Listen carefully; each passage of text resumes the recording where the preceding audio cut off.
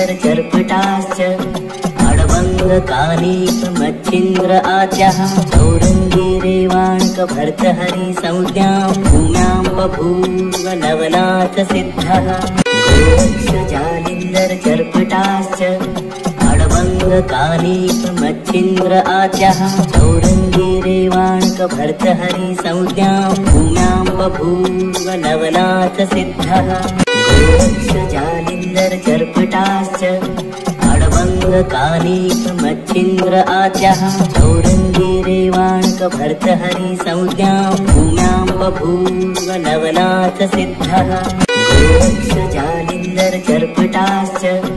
अडवङ्गकानीकमच्छिन्द्र आच्यः चौरङ्गीरेवाङ्कभर्तहरि संज्ञां भूम्यां बभूव नवनाथसिद्धः जालिन्दरचर्पटाश्च अडवङ्गकानीकमच्छिन्द्र आच्यः चौरङ्गीरेवाङ्कभर्तहरि संज्ञां भूम्यां बभूव नवनाथसिद्धः जालिन्दरचर्पटाश्च अडवङ्गकानीकमच्छिन्द्र आच्यः चौरङ्गीरेवाङ्कभर्तहरि संज्ञां भूम्यां बभूव नवनाथसिद्धः जालिन्दरचर्पटाश्च अडवङ्गकानीकमच्छिन्द्र आच्यः चौरङ्गीरेवाङ्कभर्तहरि संज्ञां भूम्यां बभूव नवनाथसिद्धः जालिन्दरचर्पटाश्च अडवङ्गकानीकमच्छिन्द्र आच्यः चौरङ्गीरेवाङ्कभर्तहरि संज्ञां भूम्यां बभूव नवनाथसिद्धः जालिन्दरचर्पटाश्च अडवङ्गकानीकमच्छिन्द्र आच्यः चौरङ्गीरेवाङ्कभर्तहरि संज्ञां भूम्यां बभूव नवनाथसिद्धः जालिन्दरचर्पटाश्च अडवङ्गकानीकमच्छिन्द्र आच्यः चौरङ्गीरेवाङ्कभर्तहरि संज्ञां भूम्यां बभूव नवनाथसिद्धः जालिन्दरचर्पटाश्च अडवङ्गकानीकमच्छिन्द्र आच्यः चौरङ्गीरेवाङ्कभर्तहरि संज्ञां भूम्यां बभूव नवनाथसिद्धः जालिन्दरचर्पटाश्च अडवङ्गकानीकमच्छिन्द्र आच्यः चौरङ्गीरेवाङ्कभर्तहरि संज्ञां भूम्यां बभूव नवनाथसिद्धः जालिन्दरचर्पटाश्च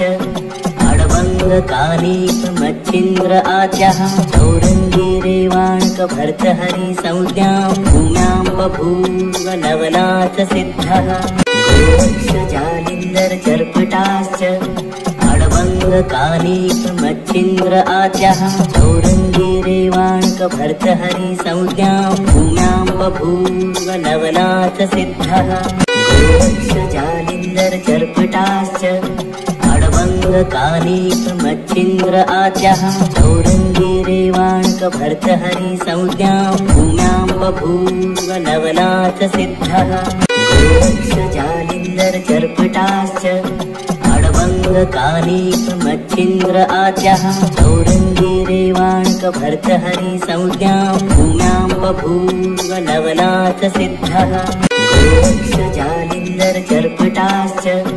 अडवङ्गकानीकमच्छिन्द्र आच्यः चौरङ्गीरेवाङ्कभर्तहरि संज्ञां भूम्यां बभूव नवनाथसिद्धः जालिन्दरचर्पटाश्च अडवङ्गकानीकमच्छिन्द्र आच्यः चौरङ्गीरेवाङ्कभर्तहरि संज्ञां भूम्यां बभूव नवनाथसिद्धः जालिन्दरचर्पटाश्च अडवङ्गकानीकमच्छिन्द्र आच्यः चौरङ्गीरेवाङ्कभर्तहरि संज्ञां भूम्यां बभूव नवनाथसिद्धः जालिन्दरचर्पटाश्च अडवङ्गकानीकमच्छिन्द्र आच्यः चौरङ्गीरेवाङ्कभर्तहरि संज्ञां भूम्यां बभूव नवनाथसिद्धः जालिन्दरचर्पटाश्च मच्छिन्द्र आद्यः औरङ्गीरेवाणकभर्तहरि संज्ञां भूम्यां बभूव नवनाथ सिद्धः जालिन्दरचर्पटाश्च मच्छिन्द्र आद्यः औरङ्गीरेवाणकभर्तहरि संज्ञां भूम्यां बभूव नवनाथ सिद्धः जालिन्दरचर्पटाश्च मच्छिन्द्र आद्यः औरङ्गीरेवाणकभर्तहरि संज्ञां भूम्यां बभूव नवनाथ सिद्धः जालिन्दरचर्पटाश्च मच्छिन्द्र आद्यः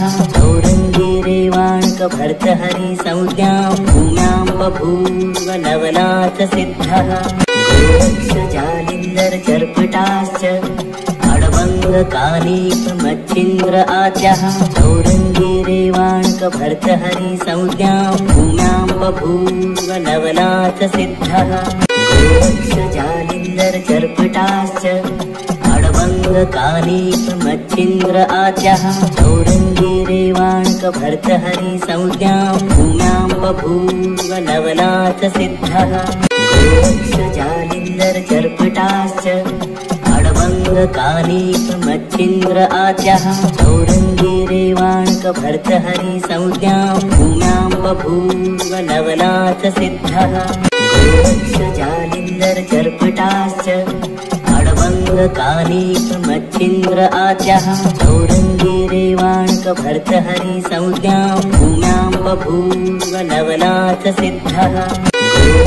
जालिन्दरचर्पटाश्च मच्छिन्द्र आद्यः औरङ्गीरेवाणकभर्तहरि संज्ञां भूम्यां बभूव नवनाथ सिद्धः जालिन्दरचर्पटाश्च मच्छिन्द्र आद्यः औरङ्गीरेवाणकभर्तहरि संज्ञां भूम्यां बभूव नवनाथ सिद्धः जालिन्दरचर्पटाश्च मच्छिन्द्र आद्यः औरङ्गीरेवाणकभर्तहरि संज्ञां भूम्यां बभूव नवनाथ सिद्धः जालिन्दरचर्पटाश्च मच्छिन्द्र आद्यः औरङ्गीरेवाणकभर्तहरि संज्ञां भूम्यां बभूव नवनाथ सिद्धः जालिन्दरचर्पटाश्च मच्छिन्द्र आद्यः औरङ्गीरेवाणकभर्तहरि संज्ञां भूम्यां बभूव नवनाथ सिद्धः जालिन्दरचर्पटाश्च मच्छिन्द्र आद्यः औरङ्गीरेवाणकभर्तहरि संज्ञां भूम्यां बभूव नवनाथ सिद्धः जालिन्दरचर्पटाश्च मच्छिन्द्र आद्यः औरङ्गीरेवाणकभर्तहरि संज्ञां भूम्यां बभूव नवनाथ सिद्धः जालिन्दरचर्पटाश्च मच्छिन्द्र आद्यः औरङ्गीरेवाणकभर्तहरि संज्ञां भूम्यां बभूव नवनाथ सिद्धः जालिन्दरचर्पटाश्च मच्छिन्द्र आद्यः औरङ्गीरेवाणकभर्तहरि संज्ञां भूम्यां बभूव नवनाथ सिद्धः जालिन्दरचर्पटाश्च मच्छिन्द्र आद्यः औरङ्गीरेवाणकभर्तहरि संज्ञां भूम्यां बभूव नवनाथ सिद्धः जालिन्दरचर्पटाश्च मच्छिन्द्र आद्यः औरङ्गीरेवाणकभर्तहरि संज्ञां भूम्यां बभूव नवनाथ सिद्धः जालिन्दरचर्पटाश्च मच्छिन्द्र आद्यः औरङ्गीरेवाणकभर्तहरि संज्ञां भूम्यां बभूव नवनाथ सिद्धः जालिन्दरचर्पटाश्च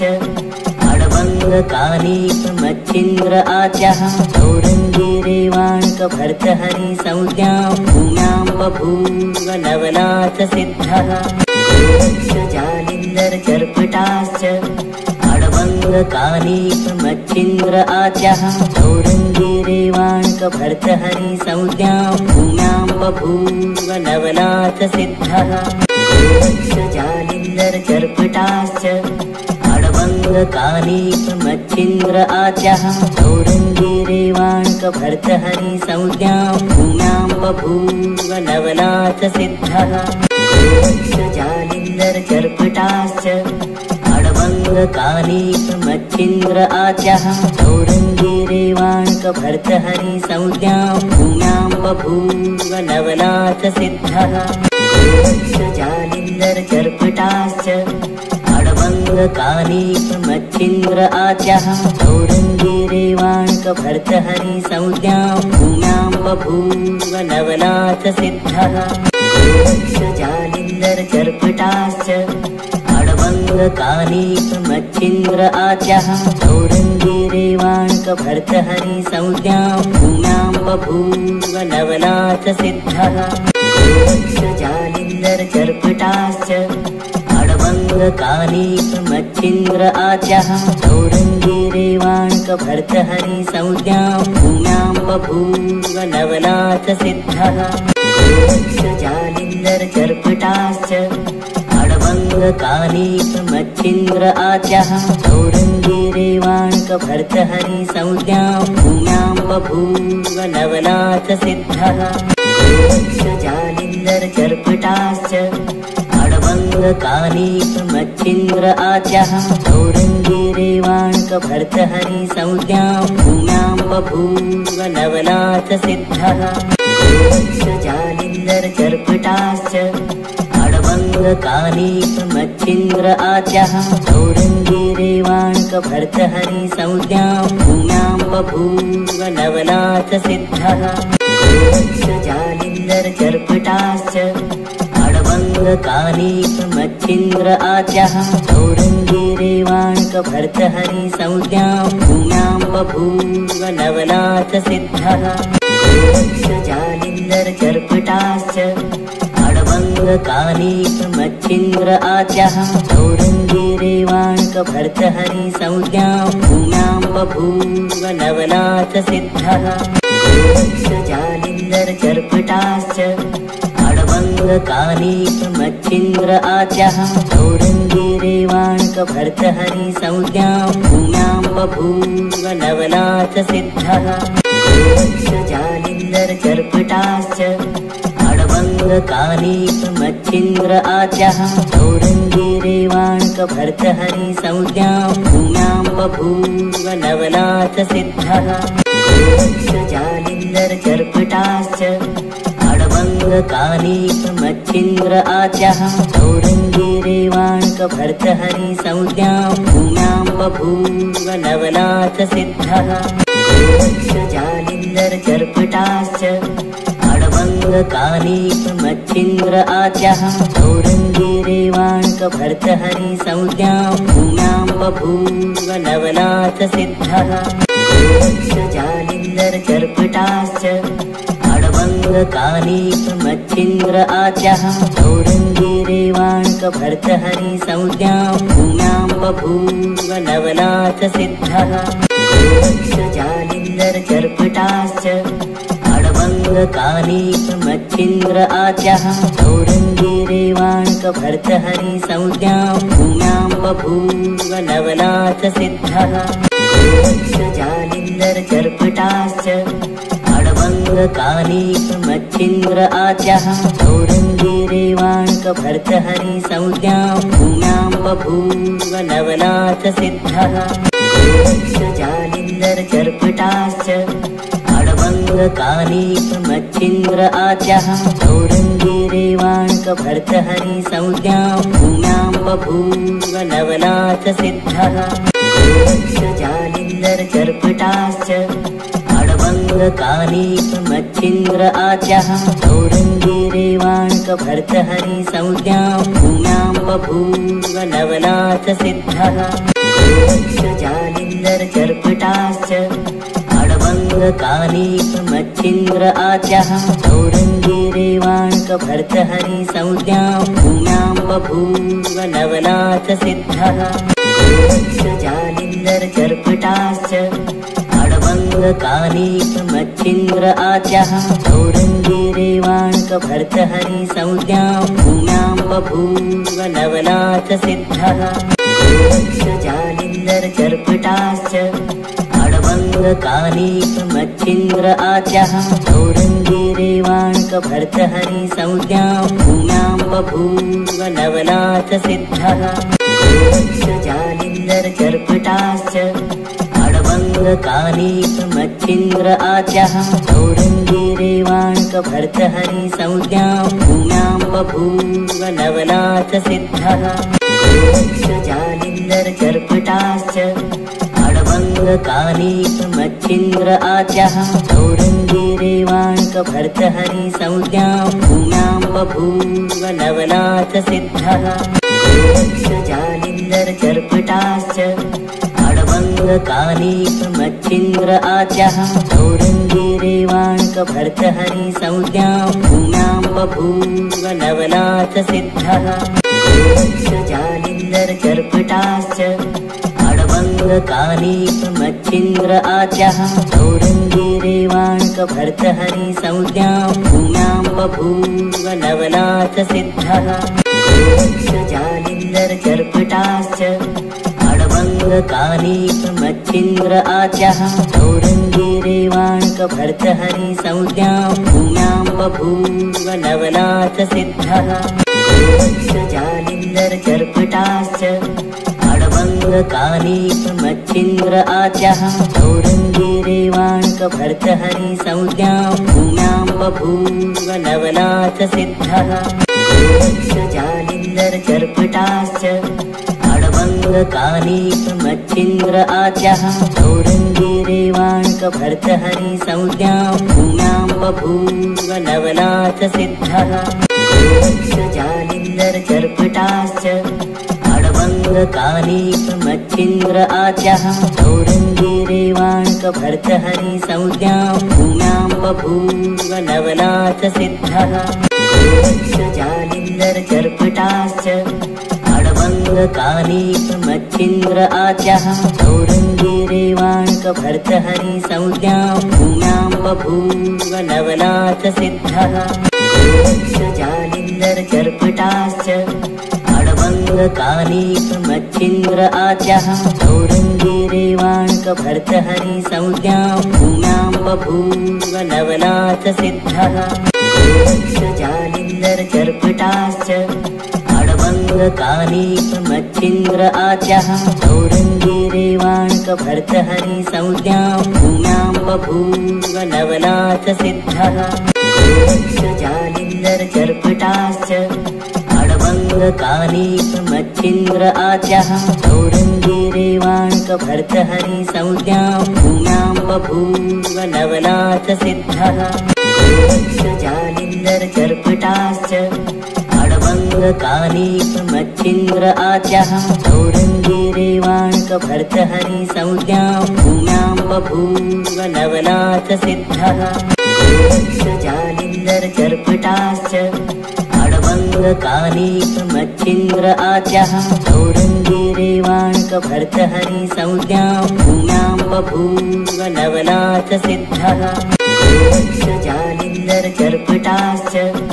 अडवङ्गकानीपमच्छिन्द्र आद्यः चौरङ्गीरेवाङ्कभर्तहरिसंज्ञां भूम्यां बभूव नवनाथसिद्धः जालिन्दरचर्पटाश्च अडवङ्गकानीपमच्छिन्द्र आद्यः चौरङ्गीरेवाङ्कभर्तहरिसंज्ञां भूम्यां बभूव नवनाथसिद्धः जालिन्दरचर्पटाश्च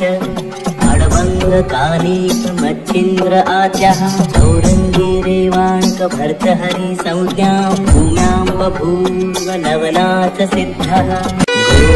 जालिन्दरचर्पटाश्च अडवङ्गकानीपमच्छिन्द्र आद्यः चौरङ्गीरेवाङ्कभर्तहरिसंज्ञां भूम्यां बभूव नवनाथसिद्धः जालिन्दरचर्पटाश्च अडवङ्ग मच्छिन्द्र आद्यः चौरङ्गीरेवाङ्कभर्तहरि संज्ञां भूम्यां बभूव नवनाथ सिद्धः जालिन्दरचर्पटाश्च मच्छिन्द्र आद्यः चौरङ्गीरेवाङ्कभर्तहरि संज्ञां भूम्यां बभूव नवनाथ सिद्धः जालिन्दरचर्पटाश्च मच्छिन्द्र आद्यः चौरङ्गीरेवाङ्कभर्तहरि संज्ञां भूम्यां बभूव नवनाथ सिद्धः जालिन्दरचर्पटाश्च मच्छिन्द्र आद्यः चौरङ्गीरेवाङ्कभर्तहरि संज्ञां भूम्यां बभूव नवनाथ सिद्धः जालिन्दरचर्पटाश्च मच्छिन्द्र आद्यः चौरङ्गीरेवाङ्कभर्तहरि संज्ञां भूम्यां बभूव नवनाथ सिद्धः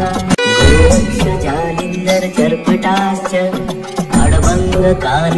मच्छिन्द्र आद्यः चौरङ्गीरेवाङ्कभर्तहरि संज्ञां भूम्यां बभूव नवनाथ सिद्धः जालिन्दरचर्पटाश्च